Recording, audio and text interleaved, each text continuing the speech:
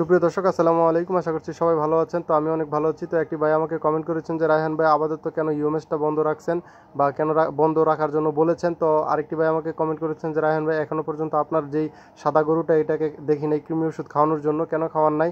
তো আরেকটি ভাই আমাকে প্রশ্ন করেছেন গোয়ালে নাকি সব গরুকে একসাথে কৃমি ওষুধ খাওয়াতে হয়। ঠিক আছে, খাওয়াতে হয়, কিন্তু কিছু কারণবশত খাওয়ানো যাবে না। সেটা হলো আপনার গরু যদি প্রেগনেন্ট থাকে তাহলে সেই গরুটার যদি বয়সটা আপনার 3 মাস না হয় প্রেগনেন্টের বয়স, তাহলে আপনি খাওয়াতে পারবেন না। অনেক সময় 5 মাস হলেও খাওয়াতে হয়।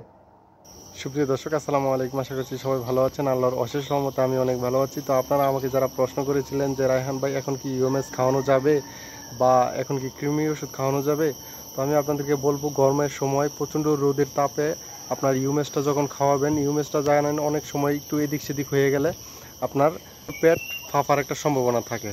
তো এদিক সেদিক হয়ে গেলে যদি ঠান্ডার সময় থাকে, সময় ভালো থাকে, তাহলে কোনো সমস্যা হয় না।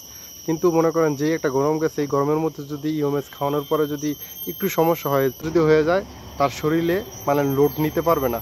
এমনিতে গরম অস্থির অবস্থা, আবারও মনে করেন যে ইউএমএস খাইলে যদি আবার একটু গ্যাস হয়ে যায়, পরবর্তীতে আর একটু সমস্যা হইতো। এই কারণে আমি ইউএমএসটা বন্ধ রাখছিলাম, আপনাদেরকে বলছিলাম না খাওয়ানোর জন্য। এখন আমি আপনাদেরকে বলবো যেহেতু ঠান্ডা পড়ে গেছে, এখন আপনারা যদি কৃমি ওষুধ খাওয়ান তাহলে কোনো সমস্যা হবে না। এখন কৃমি ওষুধ খাওয়াতে পারেন। প্রচণ্ড গরমের সময় যখন নাকি আপনারা কৃমি ওষুধ খাওয়াবেন, তখন দেখা গেছে যে অনেক সময় একটা জ্বালাপোড়া একটা ভাব আসে, গরুর শরীরে বলেন মানুষের শরীরে বলেন। এর জন্য গরমের মধ্যে কৃমি ওষুধ কিন্তু খাওয়ানোটা ঠিক না। এখন যেহেতু ঠান্ডা পড়ছে, আপনারা কৃমি ওষুধ এবং ইউএমএস আগের মতো খাওয়াতে পারেন, কিন্তু ইনজেকশনের বিষয়টা এখন আপাতত বন্ধ রাখবেন। এর কারণ কুরবানির গরু যেগুলো বিক্রি করবেন সেই গরুকে খাওয়ালে কোনো লাভ হবে না, কারণ এটাকে ভিতরে যায় 2 মাস লাগে এটার কাজ হইতে। অর্থাৎ 3 মাসের প্রজেক্ট থাকলে প্রথম মাসে এই কোর্সটা কমপ্লিট করে দেওয়ার জন্য আমরা বলি, এবং দ্বিতীয় মাসের মধ্যে 2টা কোর্স কমপ্লিট করার জন্য বলি।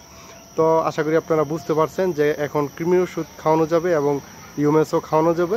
ছোট প্রশ্ন ছিল, অনেকে অনেক জায়গায় কমেন্ট করে রাখছিলেন, যেহেতু অনেক সবাইকে একই প্রশ্নের উত্তর দিতে হচ্ছে, এই কারণে আমি এটা ভিডিও আকারে ছোট্ট করে দিয়ে দিলাম। আশা করছি ভালো লেগেছে। তো আজকের ভিডিওটা এই পর্যন্তই। আসসালামু আলাইকুম ওয়া রাহমাতুল্লাহি ওয়া বারাকাতুহু।